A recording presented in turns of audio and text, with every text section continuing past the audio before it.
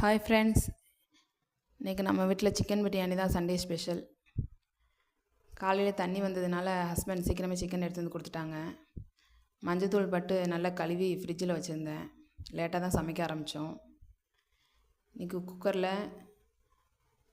வெங்காயம், பச்சை மிளகா, இஞ்சி பூண்டு பேஸ்ட்டு, தக்காளி, புதினா, கொத்தமல்லி இதெல்லாம் வதக்கிட்டு மிளகாத்தூள், பட்டை, கிராம்பு, ஏலக்காய் வீட்டிலே பிரியாணி மசாலா ரெடி பண்ணி வச்சுருந்தோம். அதை சேர்த்து மேரினேட் பண்ண சிக்கன், உப்பு போட்டு நல்லா வதக்கிட்டு தேவையான அளவு தண்ணி சேர்த்துக்கலாம்.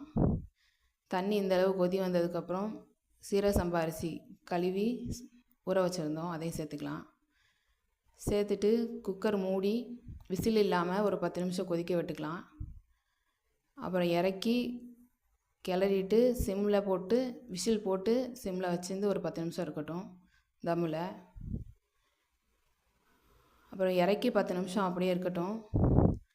அதுக்கப்புறம் ஓப்பன் பண்ணி சிக்கன் நல்லா உதிரியாக வந்திருக்கு பிரியாணி. இன்றைக்கி சண்டே ஸ்பெஷல் நம்ம வீட்டில் இதுதான். Chicken biryani, chicken chilli, leg piece பையன் வாங்கிட்டு வந்திருந்தான், பாயில்டு எக்கு, ஆனியன் ரைத்தா. இதுதான் நம்ம வீட்டு சண்டே ஸ்பெஷல். உங்கள் வீட்டில் என்னென்னு கமெண்ட் பண்ணுங்கள்.